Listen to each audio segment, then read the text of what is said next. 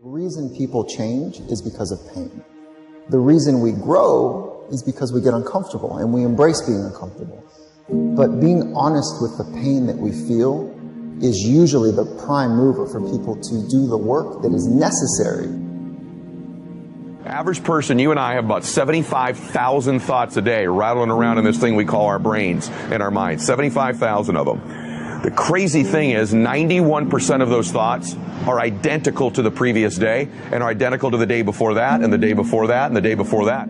You're not a procrastinator. You have a habit of procrastinating. And so most people never take the time to analyze what they think about. The most successful people I know are the most self-aware, meaning they're aware of what they do and they're also aware of what they think. They're aware of how they're perceived. But people like to give themselves this excuse. I do not have the energy to do this. Whatever. If you decide that, that's true. But if you watch a motivational video, there's 100 of them on YouTube, thousands even. You go watch one, you'll get fired up. You're like, okay, I'm going to jump some rope. You jump some rope, you do something. Just do some push-ups, do something, do some body weight squats. You'll feel better. Some of them maybe, but I think some of them just don't have discipline. There's an issue with that as well. There's also an issue with momentum. You're not used to doing it. It's not a part of your life. It's not something that you're accustomed to pushing yourself. There's been many days where I didn't want to work out. I just didn't feel like I had the energy, and I just forced myself. And I think there's very few people out there that know how to force themselves. And we wonder why our life seems to repeat itself over and over again. So really the difference in our life, if we have 75,000 thoughts a day, here's the crazy thing. 91% of them are exactly the same. The separation in our life is in those 9% of their thoughts, because remember this, these magnets are pretty powerful. That's why I'm always saying that your obsessions become your possessions, because they do. You draw into your life exactly what it is you think about. It's a physical reality that you attract to yourself what you think about. So the difference in our life is 9% of our thoughts. That's why people say all the time the difference between winning and losing is so small, it's almost too scary to talk about. And really we've identified what it is. It's 9% of what we think about alters the direction of our life. So what I'm here to tell you today is you've got to hone in and get aware of what you think about and then alter those 9% of the thoughts that are variable on a daily basis to serve you.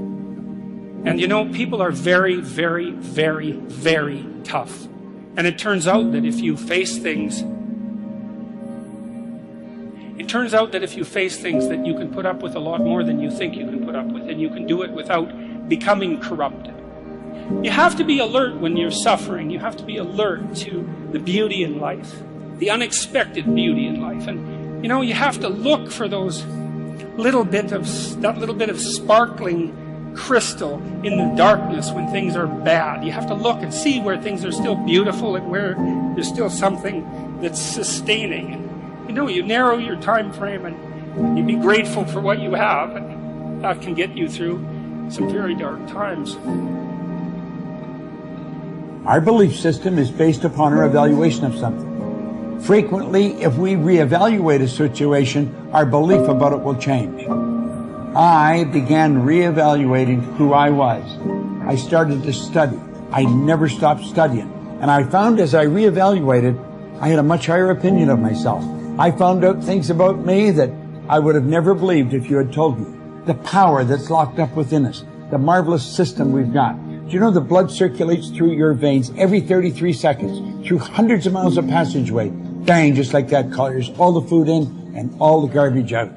Stop and think of the central nervous system. It's the most complex electrical system in the world. And you've got it. Think of your brain, an electronic switching station like that.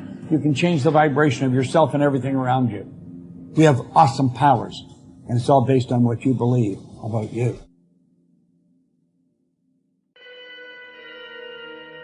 If you want to change yourself, if you want to acquire something, if there's some goal that you want to reach, changing your behaviors, overcoming negative habits, it's challenging. It's hard. Most people go through life never discovering what their talents are. Most people never develop their talents. The only thing that's going to make you happy, my friend, in this year or any other, is to step up. It's to raise the standard. It's to discover what you're capable of and feel that incredible power pushing through whatever's holding you back and get to the other side of more of your true self. That's what this game's all about. When you step into your fears, and continue to push yourself to go on, something happens for you. If you look at somebody who's really successful and you think, wow, I mean, they're so amazing, they're such a genius, you got to dig underneath and you got to remember something. People are rewarded in public for what they practice for years in private. If you don't develop the courage to do that which has been given you to do, and you spend a lot of time going around trying to convince other people or trying to get their approval, what will happen is that you will lose your nerve. And other people will convince you that what you're doing doesn't have any value, and you'll give up on your dream. How much time do you have left? How much time do you have left? Jeremiah said, "Your word, O Lord, is like fire shut up in my bones." I believe there are some dreams shut up in you. Like fire, you're going to feel your destiny calling out. May not have happened the first time. The loan didn't go through. You didn't get chosen for the part. The medical report wasn't good. That's okay. This is a new day. What God started, He's going to finish. You may have missed some opportunities, but God knows how to make up for lost time. He's going to give you another chance. He said in the book of Joel, "I will restore the years that have been stolen." Progress equals happiness. And if we can make progress on a regular basis, we feel alive. And that's why at the beginning of the year, we get this thing like, okay, I can have this fresh start. I can really do what my soul desires. I can expand. I can grow. I can improve. I could change. Or maybe better than change, I could progress. See, think about that. Progress is an aliveness to it, doesn't it? You don't have to work at changing. People say all the time now, well, I'm working on changing. Don't worry about it. You don't have to work on changing. Change is automatic.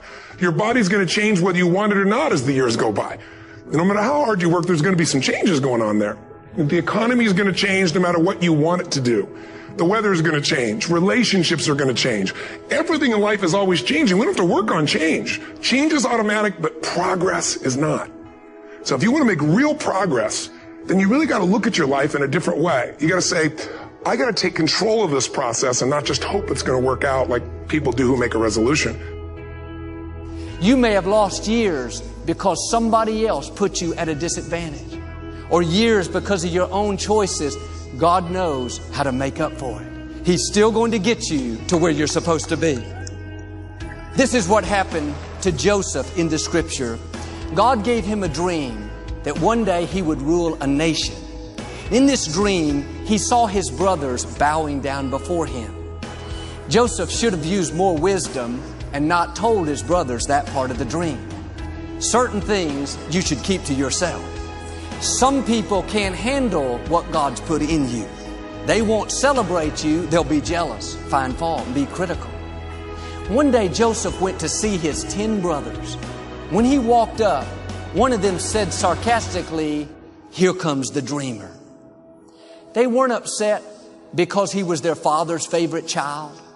They weren't upset because he was wearing a coat of many colors, a coat that represents favor. They were upset because he had a dream. They were offended because he was determined to break out of the mold, to do something great, to leave his mark. They would have been fine if he was content to be average, to accept the status quo. But when you stir up what God's put on the inside, believe that you have seeds of greatness, believe that you can overcome that illness, break the addiction, pay your house off, be blessed in spite of past mistakes, let me warn you, everybody will not celebrate you. When you have a dream, you're going to have some detractors. People will get jealous, try to make you look bad, try to talk you out of it.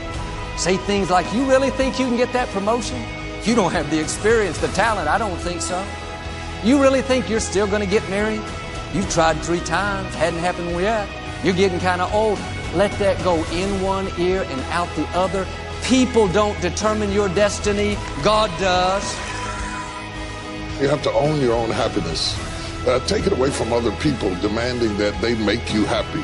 Your kids are not going to make you happy. Your spouse is not going to make you happy. A big house is not going to make you happy.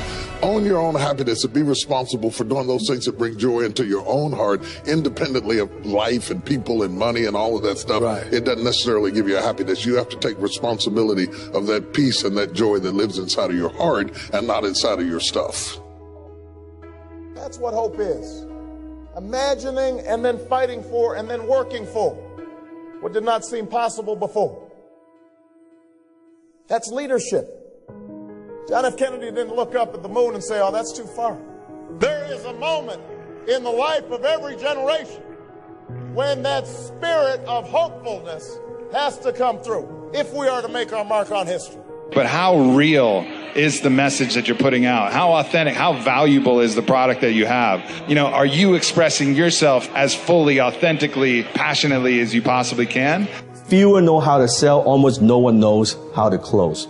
When you can close anyone at any time, it means that you have the ability to generate revenue at any moment. You can't be what you can't see. If I never meet a billionaire, I wouldn't want to be one. Because I wouldn't know what that feels like. I don't know what it looks like. I don't know what it takes. What am I good at? What do I love?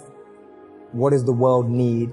And how do I get paid for it? To me, those four help you unlock your passion. I often say to people, your passion is for you, your purpose is for others. Your passion makes you happy. But when you use your passion to make a difference in someone else's life, that's a service, that's a purpose.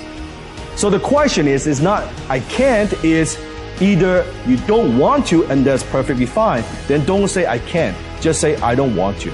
Decide, commit. When you say, well, I can't, does that mean you don't know how to do it? Because you could go get the how to. There's so much how to on the internet. You could go find a way, you can take a program, go to an event, learn from a mentor, do something.